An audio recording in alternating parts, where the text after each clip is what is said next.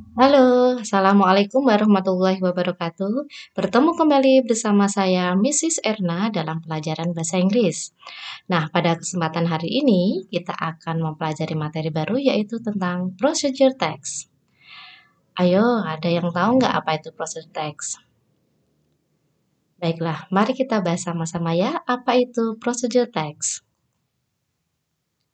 Dalam kehidupan sehari-hari, kita sering menjumpai berbagai kegiatan kita itu dilakukan melalui beberapa tahapan-tahapan.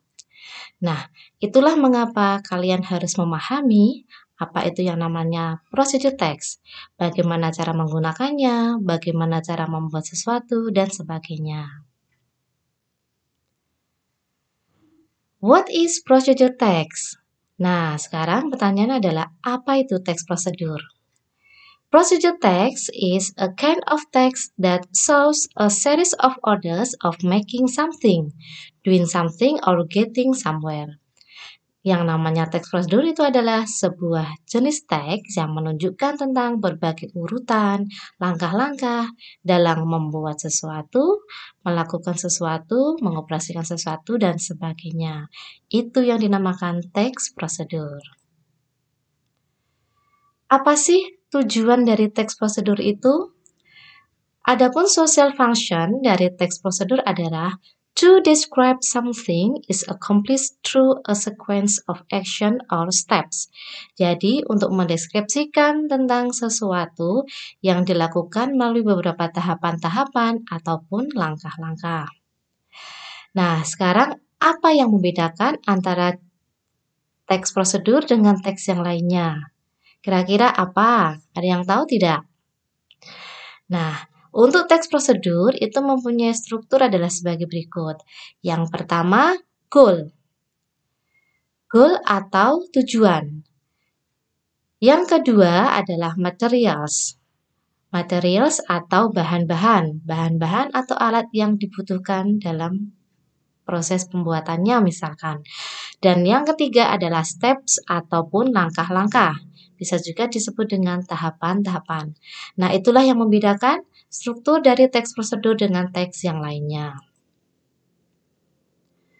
Nah, melalui grammatical features-nya, kita bisa tahu apa perbedaan antara teks procedure dengan teks yang lainnya. Dalam teks prosedur, nanti kita akan menjumpai kalimat yang digunakan itu menggunakan dalam bentuk simple present tense. Tahu ya kalimat dalam bentuk simple present tense? Kita tidak boleh menggunakan kata kerja bentuk kedua, tetapi harus menggunakan kata kerja bentuk pertama. Selanjutnya, yang muncul dalam teks prosedur adalah menggunakan kalimat imperative sentence. Apa itu imperative sentence? Ya, betul sekali. Kalimat perintah ya. Imperative sentence adalah kalimat perintah. Contohnya misalkan, potong mangganya kecil-kecil. Masukkan gulanya. Nah, kata potong, masukkan, aduk, itu adalah salah satu contoh imperative sentence. Yang ketiga, grammatical feature atau ciri-ciri kebahasaannya adalah menggunakan adverbial of sequence atau menggunakan temporal conjunctions. Jadi, kita menggunakan kata penghubung. Misalkan, pada langkah pertama biasanya ada kata the first, the second, yang kedua, the third, tuh ya. Dan juga kita menjumpai kata penghubung misalnya selanjutnya, then, kemudian, setelah itu. Nah, itu akan kita jumpai dalam sebuah teks prosedur.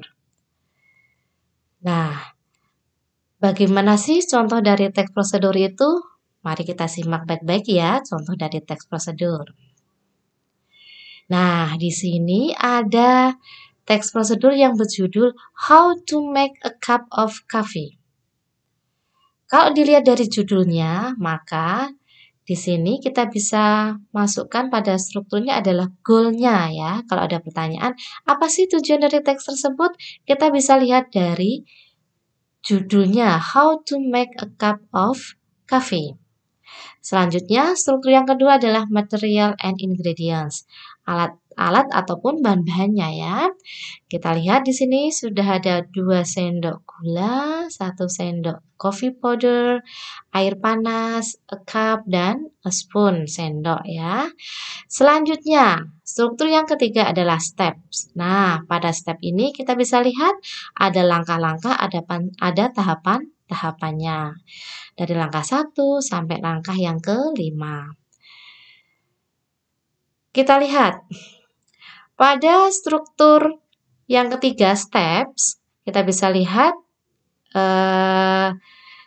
language feature atau ciri kebahasaannya yang muncul dalam teks prosedur adalah, kita lihat yang dicetak merah, ada kata firstly, then, after that, finally, ini adalah conjunction-nya ya, kata penghubungnya. Selanjutnya, tadi kita sudah pelajari bahwa dalam teks prosedur itu kita menjumpai kalimatnya dalam bentuk imperative sentence. Apa imperative sentence tadi? Masih ingat tidak? Ya, imperative sentence adalah kalimat perintah. Contohnya lihat di sini. Prepare 2 spoons of sugar. Siapkan 2 sendok gula. Put 1 spoon of coffee powder into the cup. Masukkan 1 sendok coffee powder ke dalam cangkir. Kemudian ya, yang dicetak kuning ini, pour some hot water into the cup. Tuangkan air panas ke dalam cangkir. Kemudian ada kata add, tambahkan. Nah, ini juga kalimat perintah ya, imperative sentence. Add 2 spoons of sugar into a cup of coffee. Dan yang terakhir ada kata stir it well, aduk dengan benar. Ya, ini adalah yang dicetak kuning. Yang di sini ada prepare, put, pour, add, and stir. Itu adalah kalimat perintah. Bisa dipahami anak-anak?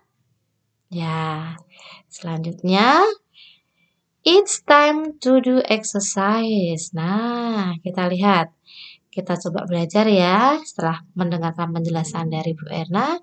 Nah, di sini ada contoh sebuah teks prosedur tentang how to make a pancake. Kita lihat, sudah ada bahan-bahannya, ada alat-alatnya. Kemudian yang kedua, di sebelah kanannya ada steps-nya atau tahapan-tahapan.